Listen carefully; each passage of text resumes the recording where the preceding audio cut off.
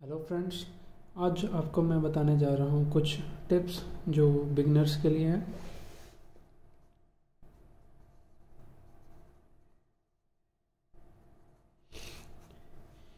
इसमें क्या है, आपको जो आइल्स का एग्ज़ाम देने से पहले क्या क्या चाहिए, क्या क्या आपको उसकी एडवांस में तैयारी करनी चाहिए, उसके लिए आज मैं आपको कुछ बताने जा रहा हूँ। तो फर्स्ट हमारा जो है पॉइंट वो है read newspaper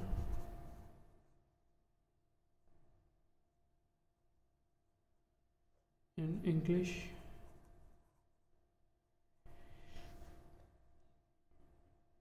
in early stage. इसका मतलब है कि जो न्यूज़पेपर आपको इंग्लिश में पढ़ना चाहिए वो बहुत ही आपको ज़रूरी नहीं है कि आपको आइल्स का एग्ज़ाम देना है तभी आपने इंग्लिश न्यूज़पेपर को रीड करना है। जब आप इसको अपनी लाइफ में जितनी जल्दी पढ़ना शुरू करेंगे तो इसके लिए आपका माइंड का है प्रिपेयर हो जाएगा, आपके पास अच्छी वोकैब हो जाएगी, आपको नए वर्ड्स पता चलेंगे जो आपकी ओवरऑल रीडिंग में और राइटिंग दोनों इम्प्रूव कर सकते हैं। और हमारे पास सेकंड पॉइंट है कि न्यूज़पेपर में जो आप वर्ड पढ़ते हो ना उनको अंडरलाइन करना है, जिसका मतलब आपको नहीं पता उसको आपको अंडरलाइन करना है और फाइंड आउट करना है। उसका मीनिंग आपको एक कॉपी लगानी चाहिए, उस पर आपको उसके जो है मीनिंग और सिनोनिम्स दोनों लिखने चाहिए। और थर्ड पॉइंट है एक्सप्लोर न्यू प्लेसेस। यहाँ पे मेरा मतलब ये है कि अगर आप नई जगहों पे जाओगे तो उसके लिए आपको जो क्यू कार्ड बोलना होता है स्पीकिंग में, उसके लिए आपको बहुत बेनिफिट रहेगा। उसके लिए आप अपने घर से निकलें, नई जगह पे जाएं, उन चीज़ों को ऑब्ज़र्व करें। जैसे मान लो आप पार्क में जाते हो, पार्क में आप क्या देखते हो, लोग क्या कर रहे हैं, आप वहाँ पे कैसा फील करते हैं और आप किसके साथ जाते हैं, ऐसी चीज़ें आप ज़रूर नोट करें। अगर आपके पास टाइम नहीं है तो आप उसके लिए यूट्यूब वीडियो देखें या फिर आप जो क्यू कार्ड बने हुए हैं उनको आप पढ़ें और उन चीज़ों को अपने आप पे फील करके देखें, आपको क्या महसूस करते हैं उस चीज़ को आपको बोलना है। और इसके लिए आपको इमेजिनेशन यूज़ करनी है।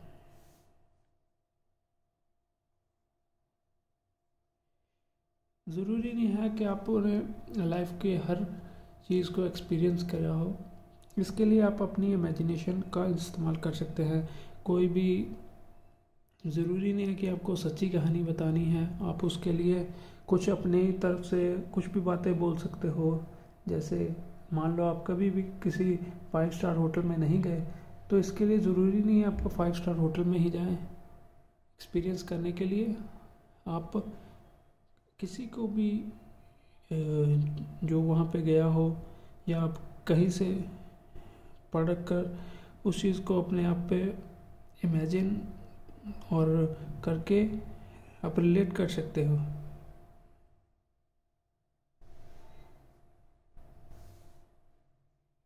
ठीक है। फोर्थ हमारा पॉइंट है मीट न्यू पीपल।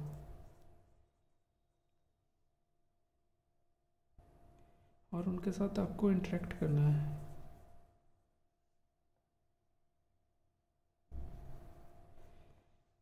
इसका मतलब यह है आप जितने लोगों से नए से लोगों से मिलेंगे आप उनके साथ अपने कुछ भी एक्सपीरियंस शेयर करोगे तो उसके साथ आपका जो एक्सपीरियंस है वो ज़्यादा बढ़ेगा। लोग क्या सोचते हैं, आपका क्या पॉइंट ऑफ व्यू है, आपको उनका भी पता चलेगा कि वो क्या सोचते हैं। इससे दो काम हो गए, एक तो आपकी नॉलेज भी इन्हांस होगी, और सेकंड नंबर पे आप अगर शाईनेस महसूस करते हैं, आप लोगों से बात करने में आपको झिझक है, वो भी आपकी दूर होगी। और इसमें मैं एक पॉइंट और ऐड करना चाहूँगा कि जो आपको उन लोगों के साथ जुड़ना है जो इस एग्ज़ाम को क्रैक करना के इच्छुक हैं। जैसे मान लो वहाँ पे सेंटर में या आपकी लाइफ में बहुत सारे लोग ऐसे होते हैं जो आपके साथ साथ में तो होते हैं, लेकिन उनका मोटिव उस चीज़ को क्रैक करना नहीं, उनका मतलब वहाँ पे सिर्फ टाइम पास करना हो सकता है। वो हमें उन लोगों को ढूंढना है जो उस गोल को अचीव करने के लिए पूरी तरह तैयार है। और हमारा 5th पॉइंट है डू रियल प्रिपरेशन। मैं आपको बताना चाहता हूँ, जब मैं सेंटर पे जाता था तो मैं क्या करता था कि खुद जैसे ही कोई भी मॉड्यूल का जो टाइम ओवर होता था तो मैं जब टीचर आंसर बोलते तो मैं अपने आंसर को सही कर लेता था।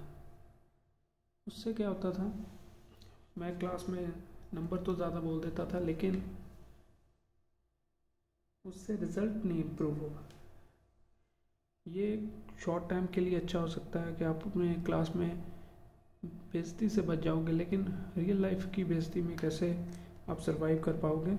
इसीलिए आपको एक रियल प्रिपरेशन करनी है, जिससे आपको अपनी वैल्यूएशन करनी है, आपको जिससे पता चल जाए आप कितना काबिल हैं, कितने आप स्कोर अचीव कर सकते हैं।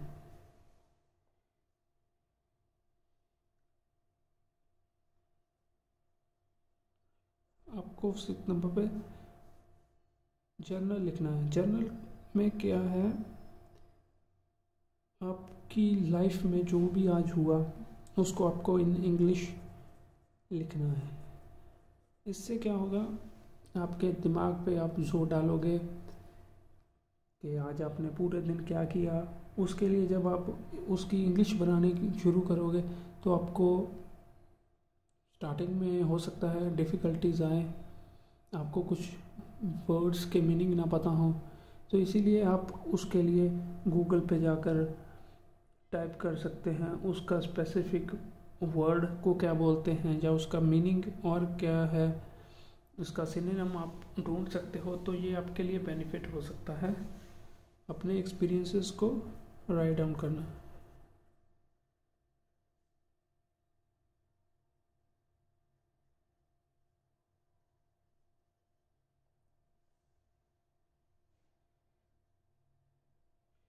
और 7th पॉइंट है डोंट यूज सोशल मीडिया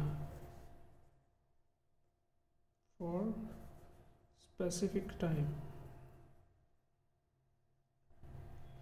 कई बार ऐसा होता है कि हम एग्ज़ाम की तैयारी के लिए बैठते हैं तो सोचते हैं थोड़े देर के लिए मैं फ़ोन चला लूँ, फेसबुक चला लूँ, इंस्टाग्राम चला लूँ या स्नैपचैट चला लूँ। होता क्या है, इससे आप डिस्ट्रैक्ट हो जाते हो। आपने खोला तो उसके 2 मिनट के लिए, आप उसमें इतने बिजी हो जाते हो कि आप भूल जाते हो कि आप एग्ज़ाम की तैयारी भी आपको करनी है।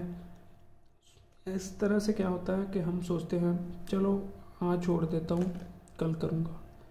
ऐसे ही करते करते दिन निकल जाते हैं और आप एग्ज़ाम के जब पास आ जाते हो तो सोचते हो शायद मैंने थोड़ी और तैयारी की होती तो मैं अच्छे बैंड स्कोर ले देता था,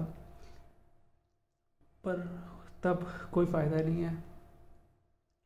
इसीलिए इन टिप्स को आप ज़रूर फॉलो करो, इससे आपको ज़रूर बेनिफिट होगा।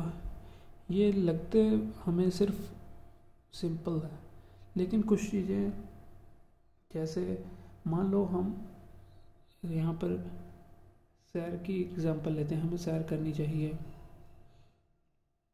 लेकिन हम करते नहीं हैं। हमें पता है उसके बेनिफिट्स हैं, हम सोचते हो यार घूम सैर करने का क्या फ़ायदा। लेकिन अगर आप उसको रेगुलर उसको तैयारी करते रहोगे तो आपके लिए बेनिफिट ज़रूर आपको दिखेंगे। इसीलिए हो सकता है कुछ चीज़ों में आपको ग्रेजुअल ग्रोथ मिले, लेकिन अगर आप उस चीज़ को कांस्टेंट करते रहेंगे तो आपको पता भी नहीं चलेगा, आप इतने काबिल बन जाओगे तो आपके लिए कुछ भी हासिल करना नामुमकिन नहीं रहेगा। ठीक है दोस्तों, आप इन बातों को ज़रूर ध्यान रखें। Thank you.